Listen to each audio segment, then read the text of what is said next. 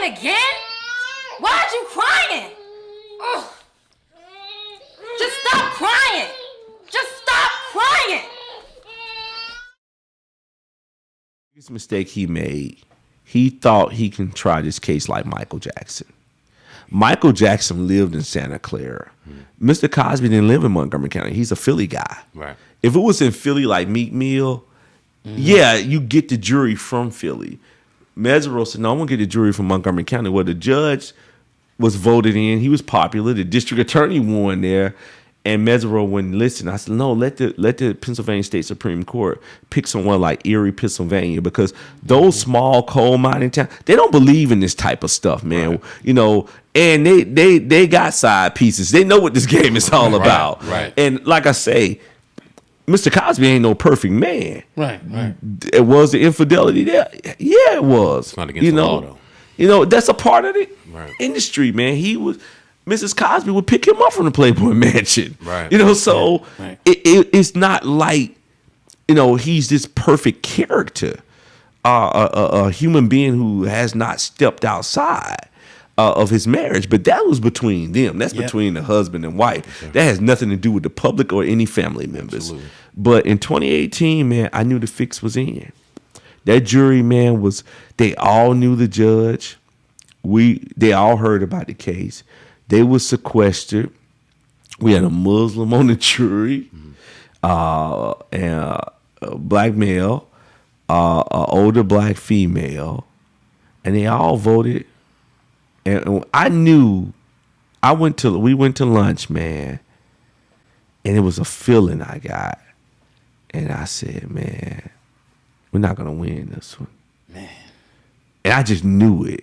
It was just, I could watch the jurors, and they looked at him in disgust. Mm-hmm. Yeah. Many of them, when he got up and walked, and you know, he's blind. If he heard something loud, because now his hearing is heightened because of the blindness, and he'll jump.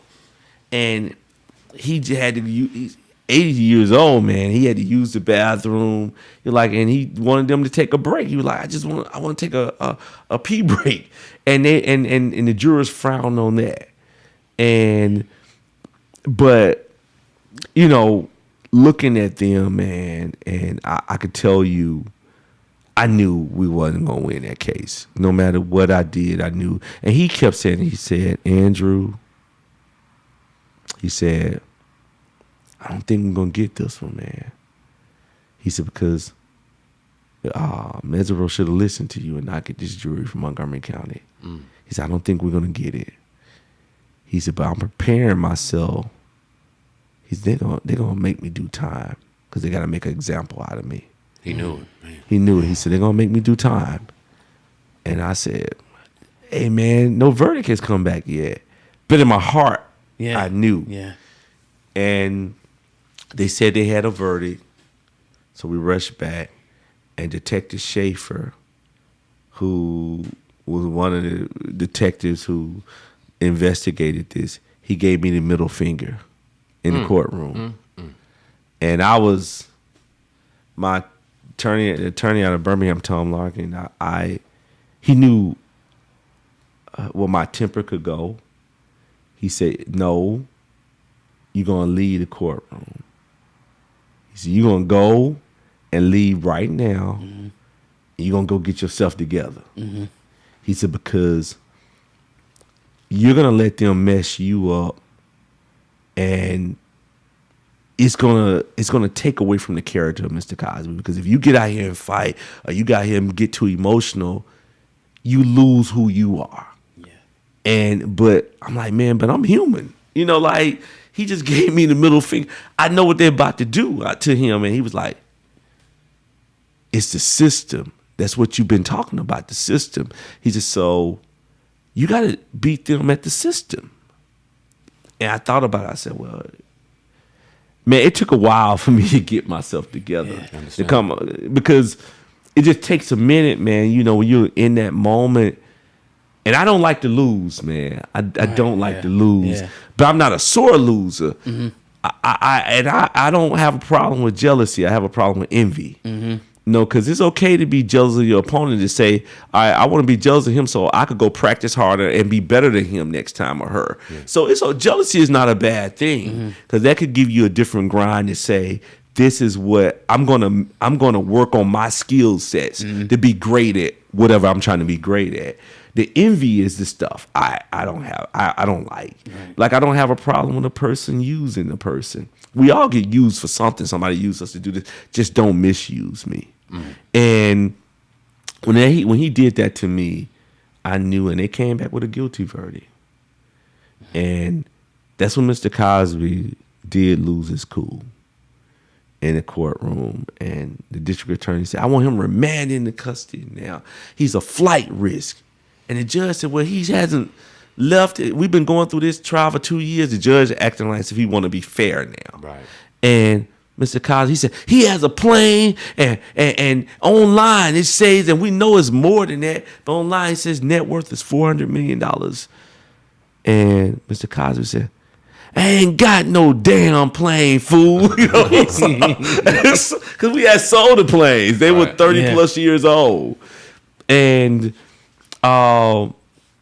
we get back to the house, man, and Mrs. Cosby, I told her, and he was, he said, Andrew, I'm telling you, they're going to put me in prison, man. And he said, we'll start. He had just buried his daughter who died 2 months before the trial, Insa. And she had renal failure. And he said, I'm going to start preparing myself. And that happened on a Friday, the guilty verdict. Saturday, I'm staying in the guest house. He said, I want to see you, Andrew. I come to the main house. He's lying on the sofa in the sitting room. He said, okay, they're going to put me in the iron box. He said, but you're going to have to figure out how to tell my story now. He said, because they're going to try to make me die here. He said, and this is going to be their attempt to murder me. And he said, this is the way they assassinate us. And what's so interesting about this prison is named SCI Phoenix now, but it was called Graterford. And what's so interesting, in 1970, he did a documentary with his friends in Graterford. And now he's about to go into this prison. And he decides he's not going to do a sentencing memorandum. He's not going to bring people in to plead his case, to talk about his character. And when September came, man, Mr. Cosby, he said, let me tell you something, man. He said, we had breakfast together every morning. I'll go work out at 3 a.m, and we have breakfast together at 5. And I'm an early riser anyway, so that's why I do. And that morning we had breakfast together. He said, hey, man, it'll be our last time having breakfast together for a while. Damn. He said, they're going to give me time, man. And I said, nah, Mr. C. I said, man, look, you're 80-something years old. He's not going to give you no time. It's no way. Why would he do that? I said, they are going to label you a sexual violent predator where you can't be around your grandchildren or any children. They said that he was a terror to the community, that he could get out and start raping women and drugging them. Wow.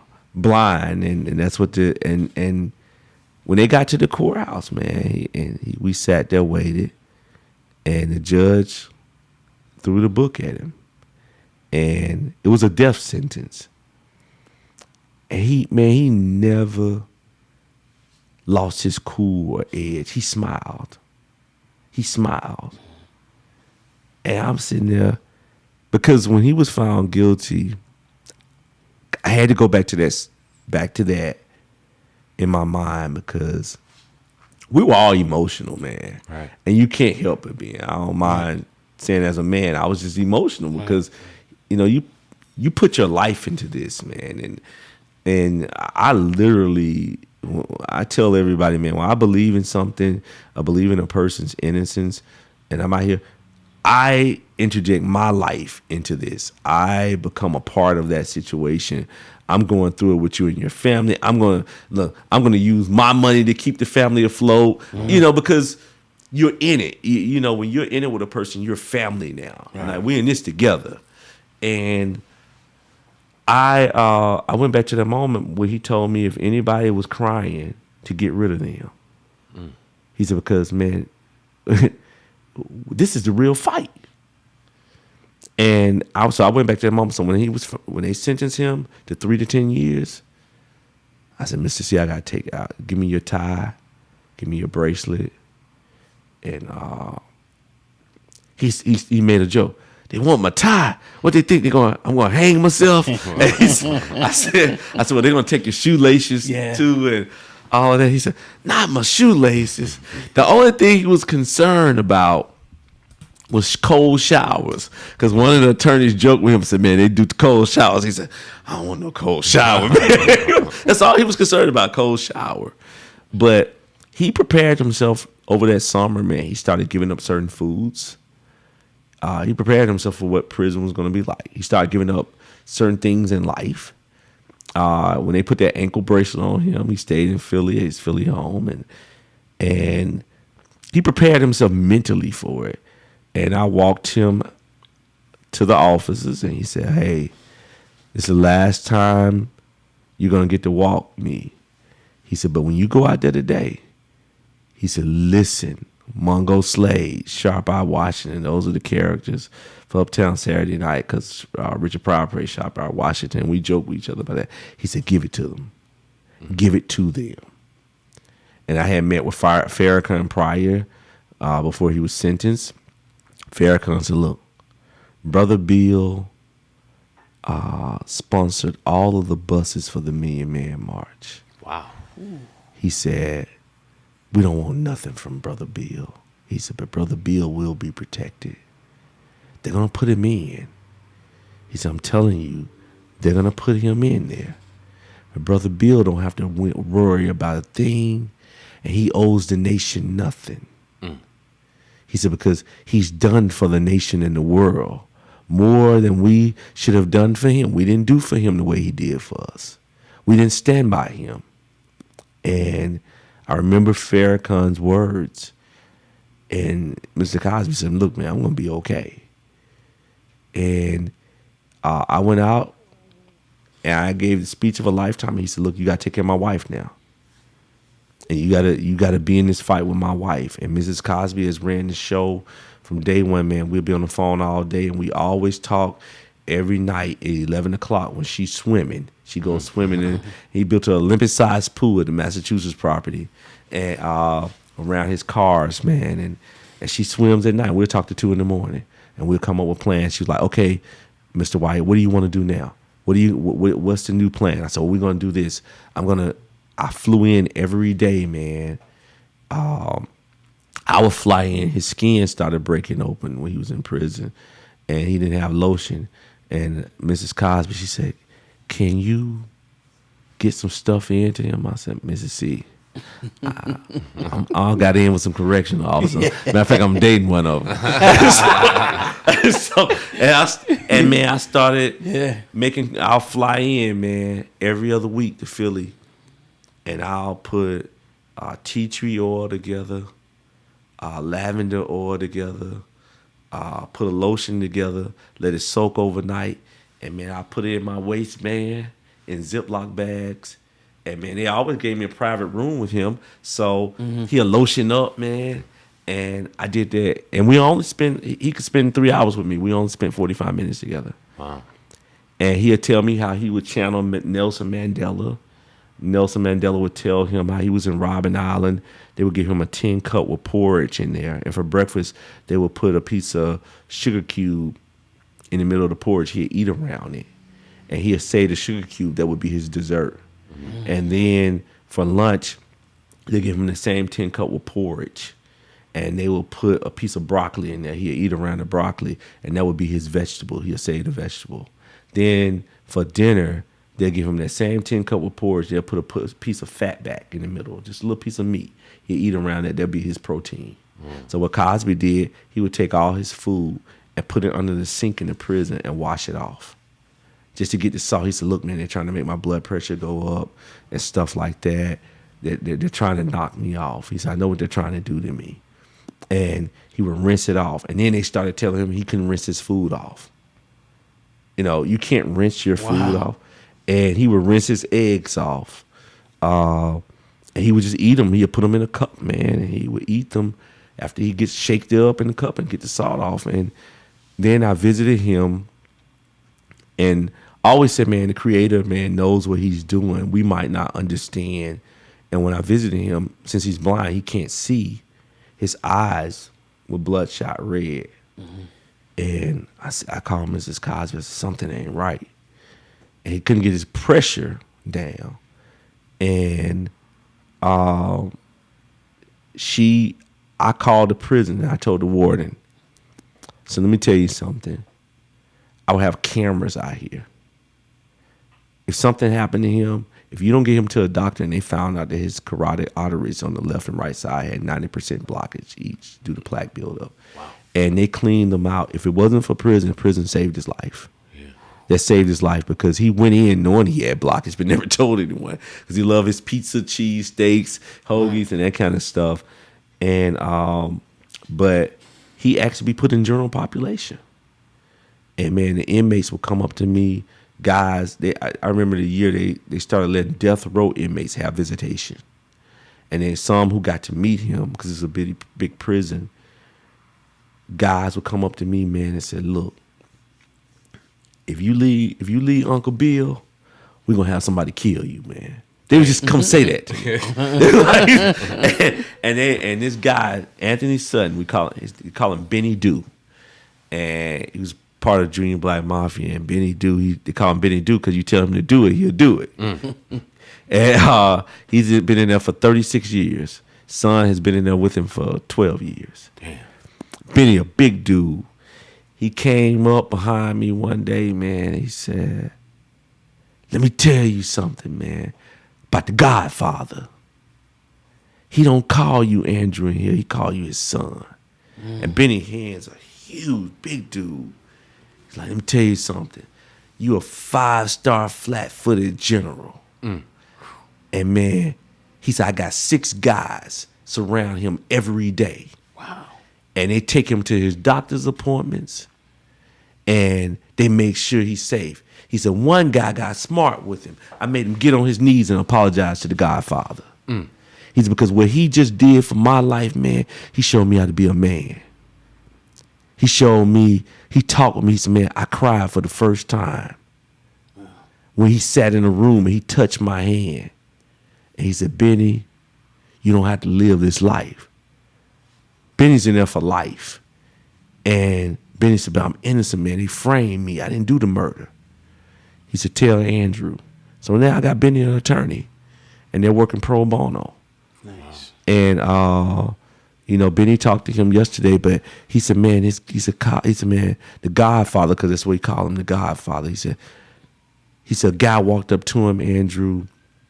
He was like, you Bill Cosby. You got a spot in your clothing, man. And look at them shoes, man. Get some J's. You go get... Cosby said, man, look at him, man. You a sorry piece of whatever. He said, your family is struggling to put money in your books. And you worried about J's in prison. And Cosby started participating in Man Up. And that guy came back and apologized to him. He said, man, you were right. And the Man Up program, man, he started uplifting guys, and guys would get out of prison, and he would give them my number, and they would call me. And I'll meet up with them. One guy, Andre, had been in there for 58 years, man. Went in when he was 16 years old, got out at 58. He's free now. And I talked to him, and Mr. Cosby has touched so many lives. And everybody told me he went into prison, not as Bill Cosby, the comedian actor. He was just William Cosby. And they said when he walked in, it was just a respect. And the correctional officers would say, Bill, we need you to do this. He'll stop them. He said, whoa, whoa, whoa. What's your last name? They said, Smith. He said, Mrs. Smith, I'm Mr. Cosby. Respect me so I can respect you. And they said that's how he operated on the block. And it's amazing, man, to see when I saw him, and every day he went in at 220 something pounds. When he got out, he was 187. Wow. Now, I'll be honest with you all, man. Another 6 months, he wouldn't have been alive. Another 6 months, he wouldn't have been. He was telling us that because the pandemic hit, and that his prison was the most infected prison out of all the prisons in the state of Pennsylvania. You had over 100 people that died of COVID. He never got COVID. Jesus. But when I saw him, because I had not seen him since March of 2020, March 10th, because that pandemic shut down the country. But I'm telling you, if you had just saw him, he wouldn't have made it. And he was ready to do the full 10 years. Last year, he denied himself parole, March of last year. And he said, man, I'm going to die here, but I'm not giving myself parole. I would die here.